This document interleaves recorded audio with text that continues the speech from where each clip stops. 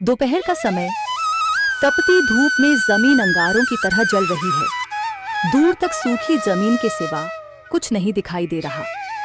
कुएं का पानी खत्म हो चुका है, नदियां और तालाब सूख चुके हैं, पेड़ों के पत्ते मुरझा चुके हैं, जानवर बेजान पड़े हैं, पक्षी छांव की तलाश में पेड़ों पर बेसहारा बैठे हैं। गांव के लोग पानी की एक एक बूंद के लिए तरस रहे हैं। गांव का मुख्य चौराहा, चौधरी महेश की हवेली के सामने ग्रामीण इकट्ठे हैं। सभी के चेहरे निराश और पसीने से सने हुए हैं। चौधरी जी, ये कैसी विपत्ति है? पानी के बिना हम कैसे जीवित रहेंगे? कुआं भी सूख गया, जानवर मरने लगे हैं। अल्लाह रहम करे। हम क्या करें राजू, बारिश हो तो पानी आए, यह सब कुदरत का खेल है जिस पर हमारा जोर नहीं। चौधरी जी, पहले कभी ऐसी गर्मी नहीं देखी। न खेतों में हरी भरी घास है, न तालाबों में पानी। अगर यही स्थिति रही तो गांव बर्बाद हो जाएगा। हमें हिम्मत नहीं हारनी चाहिए, कोई न कोई रास्ता निकलेगा। तभी रामलाल, गांव के सबसे संपन्न जमींदार, अपनी हवेली के दरवाजे पर खड़ा तंज करते हुए मुस्कुरा रहा है। अब अल्लाह से मदद मांगो या जमीन पर बैठकर रोने लगो। मैंने पहले ही कहा था कि अपने कुओं पर ध्यान दो, लेकिन तुम लोगों ने मेरी नहीं सुनी। अब भुगतना होगा। गांव वाले गुस्से से रामलाल को देखने लगते हैं। राजू की मुट्ठी कसकर बंद हो जाती है। रामलाल, तुम्हारी जमीनों में पानी है, लेकिन तुम किसी की मदद नहीं कर रहे। तुम्हें अल्लाह का डर नहीं है। यह दुनिया पैसों से चलती है, डर से नहीं। जिसके पास धन है वही राज करेगा। वातावरण में एक चुप्पी छा जाती है। दूर कहीं कोई कौवा प्यास की वजह से कांव कांव करता हुआ गिर जाता है। यह घमंड ज्यादा देर नहीं टिकेगा रामलाल, अल्लाह सब देख रहे हैं। गांव वाले नाउम्मीदी से एक दूसरे को देखने लगते हैं। सभी के दिलों में एक ही सवाल है, क्या सच में कोई उम्मीद बाकी है?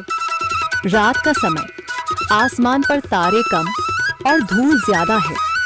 चांदनी भी मध्यम पड़ चुकी है। गांव के कई घरों में चूल्हे ठंडे पड़े हैं, क्योंकि पानी के बिना खाना पकाना भी मुश्किल हो गया है।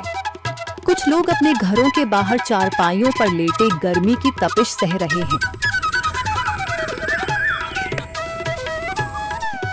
राजू अपने दोस्त शामू के साथ एक पुराने पीपल के पेड़ के नीचे बैठा है।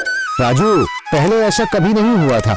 बचपन में हम यही गर्मी सहते थे, लेकिन तब तालाब में पानी रहता था, खेत हरे भरे होते थे और रात को ठंडी हवा बहती थी। अब तो सब कुछ जैसे खत्म हो रहा है। यह सब हमारे कर्मों का नतीजा है शामू। हमने अपनी जमीनों का ख्याल नहीं रखा, अपने कुओं को नहीं संभाला, और अब जब मुसीबत आई है तो सब बेबस हो गए हैं। लेकिन हम कुछ तो कर सकते हैं। क्या कर सकते हैं? बारिश हमारे बस में नहीं। पानी जमीन के अंदर सूख चुका है और रामलाल जैसे लोग हमें मरने के लिए छोड़ चुके हैं। इतने में बाबा जी धीरे धीरे उनकी तरफ बढ़ते हैं। निराश मत हो बेटा, अल्लाह इम्तिहान जरूर देता है, लेकिन हल भी वही देता है। हमें हिम्मत नहीं हारनी चाहिए। लेकिन बाबा जी, हमें क्या करना चाहिए? हमारे पास न पानी है, न खाने को कुछ, और जानवर भी मर रहे हैं। पानी जमीन के अंदर छिपा होता है बेटा। अगर पुराने कुएं सूख गए हैं तो शायद हमें नया कुआं खोदना होगा, और अगर सब मिलकर कोशिश करें तो रास्ता निकल सकता है। राजू के चेहरे पर एक उम्मीद की किरण जागती है। हाँ बाबा जी, अगर सब मिलकर काम करें तो हम पानी ढूंढ सकते हैं। हमने पहले कभी यह कोशिश ही नहीं की। लेकिन इतनी कठिन जमीन में नया कुआं खोदना आसान नहीं। मुश्किल जरूर है, नामुमकिन नहीं। अगर हम मिलकर काम करें तो ये हो सकता है। राजू खड़ा हो जाता है। उसकी आंखों में एक नई रोशनी है। तो फिर हम कल से काम शुरू करेंगे। मैं गांव के सभी युवाओं को इकट्ठा करूंगा। हम मिलकर नया कुआं खोदेंगे। यह कहते हुए वह शामू के साथ गांव के दूसरे युवाओं को बुलाने के लिए निकल पड़ता है। कहीं दूर से गरज की हल्की सी आवाज आती है, जैसे आकाश ने उनकी उम्मीदों की गवाही दे दी हो।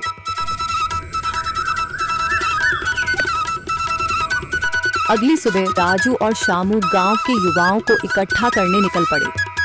चौधरी महेश की हवेली के सामने एक भीड़ जमा है। बाबा जी, संदरी, गांव के कुछ बुजुर्ग और किसान सभी मौजूद हैं। हम हाथ पर हाथ रखकर नहीं बैठ सकते। अगर अल्लाह ने हमें हिम्मत दी है तो हमें खुद पानी के लिए मेहनत करनी होगी। हम एक नया कुआं खोदेंगे। लेकिन राजू, क्या हमें यकीन है कि वहाँ पानी मिलेगा? बेटा, पानी जमीन के अंदर होता है, बस सही जगह खोदने की जरूरत है। हमने अपने बुजुर्गों से सुना था कि पुरानी नहर के पास जमीन नरम थी, शायद वहीं पानी हो। बाबा जी सही कह रहे हैं। अगर तुम सब यह काम करने के लिए तैयार हो तो मैं अपने कुछ मजदूर भेज सकता हूँ। धन्यवाद चौधरी जी, लेकिन हम सब खुद भी मेहनत करेंगे। यह हमारे गांव के अस्तित्व की लड़ाई है। संदरी, जो अब तक चुप थी, आगे बढ़ती है। हम औरतें भी पीछे नहीं रहेंगी। हम पानी लाने की व्यवस्था करेंगी, खाना बनाएंगी, ताकि तुम सब आराम से काम कर सको। यही हिम्मत चाहिए थी संदर। पूरा गांव एक नई उम्मीद के साथ कुआं खोदने की तैयारी में जुट जाता है। दूसरी ओर कुआं खोदने का काम शुरू हो चुका है। राजू, शामू और दूसरे युवा बेलचे चलाने लगते हैं। मिट्टी बाहर निकाली जाने लगती है।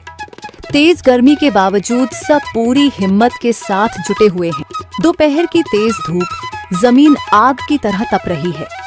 गांव के लोग लगातार कुआं खोदने में जुटे हैं। हाथ छिलने लगे हैं, माथे से पसीना बह रहा है, मगर किसी ने हार नहीं मानी। महिलाएं पानी और सत्तू लेकर आती हैं ताकि पुरुषों को कुछ राहत मिले। हमें और गहराई तक जाना होगा। अब तक सिर्फ सूखी मिट्टी और पत्थर ही निकल रहे हैं। राजू, यह बहुत कठिन काम है। अगर हमें पानी न मिला? अल्लाह मेहनत करने वालों को कभी निराश नहीं करता बेटा। तुम सब अपनी कोशिश जारी रखो, पानी जरूर निकलेगा। हिम्मत मत हारो। अगर अब रुक गए तो फिर कभी पानी नहीं मिलेगा। सभी फिर से जोश में आकर काम में जुट जाते हैं, मगर सूरज की तपिश बढ़ती जा रही है और कई लोगों की सांसें तेज चलने लगती हैं। तभी एक तरफ से रामलाल और उसके आदमी हंसते हुए आते हैं। अरे भाई, तुम्हें लगता है कि जमीन तुम पर रहम करेगी? हाँ, ना समझ लोग, ये सब बेकार की मेहनत है। रामलाल, हमारा हौसला मत तोड़ो। अगर तुम मदद नहीं कर सकते तो कम से कम मजाक भी मत उड़ाओ। मदद? हाँ, मैं अपने कुएं का पानी बेच सकता हूँ, मगर मुफ्त में नहीं दूंगा। राजू सब अनसुना कर फिर काम में लग जाता है। शाम होने लगती है, लेकिन अभी तक पानी का नामो निशान नहीं। कुछ लोग मायूस होकर पीछे हटने लगते हैं। राजू, शायद रामलाल सही कह रहा है, यह सब बेकार है। नहीं शामू, हमें हार नहीं माननी। अगर आज हार गए तो फिर कभी हिम्मत नहीं कर पाएंगे। तभी अचानक फावड़ा किसी कठोर चीज से टकराता है। एक अजीब सी आवाज आती है। राजू चौंक कर देखता है और जल्दी जल्दी मिट्टी हटाने लगता है। अचानक एक ठंडी लहर महसूस होती है। सभी लोग दौड़कर आते हैं। जैसे जैसे मिट्टी हटती है, नीचे से गीली जमीन नजर आने लगती है। सब हैरान रह जाते हैं। सुभान अल्लाह, मैंने कहा था ना, अल्लाह हमारी मेहनत को जाया नहीं करेगा। राजू और बाकी सभी जोर लगाते हैं। कुछ ही पलों बाद अचानक मिट्टी के नीचे से पानी की एक छोटी सी धारा फूट पड़ती है। गांव वाले खुशी से चिल्ला उठते हैं। पानी, पानी निकल आया। यह अल्लाह की कुदरत है रामलाल, जिस पर तुम्हें यकीन नहीं था। पूरा गांव आनंद से झूम उठता है। लोग एक दूसरे को बधाइयां देते हैं। औरतें दुआ करने लगती हैं। कुछ दिन बीत चुके हैं। गांव वाले नए कुएं से पानी भर रहे हैं, खेतों को सींच रहे हैं और जिंदगी फिर से पटरी पर लौट रही है।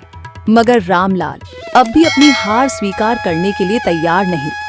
वह गहरी सोच में डूबा है। मंजूर, उसका खास नौकर, उसके पास खड़ा है। ये सब कैसे हो गया मंजूर? मैंने सोचा था कि ये लोग थककर हार मान लेंगे, मगर उल्टा इन्हें सफलता मिल गई। मालिक, वे सब मिलकर मेहनत कर रहे थे। शायद यही उनकी ताकत बनी। ताकत? देखना, मैं इन्हें ऐसा सबक सिखाऊंगा कि ये दोबारा मेरे बिना कुछ करने की हिम्मत भी नहीं करेंगे। क्या मतलब मालिक? अगर इनके कुएं का पानी खराब हो जाए या वह सूख जाए तो? मालिक, ऐसा कैसे होगा?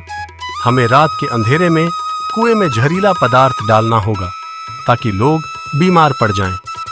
जब पानी पीने लायक नहीं रहेगा तो ये सब मेरे पास भागते आएंगे। मगर मालिक, अगर किसी को पता चल गया तो? किसी को कुछ पता नहीं चलेगा। हम आधी रात को काम करेंगे और सुबह पूरा गांव हैरान होगा कि पानी अचानक कैसे खराब हो गया। रामलाल की चालाकी से भरी मुस्कान दिखा रही है कि वह कोई बड़ा षड्यंत्र रच रहा है।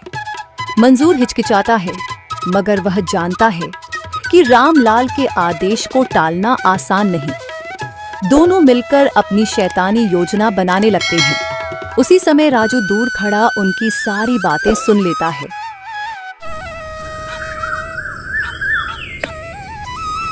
गांव की मुख्य चौपाल में सभी लोग इकट्ठा हैं।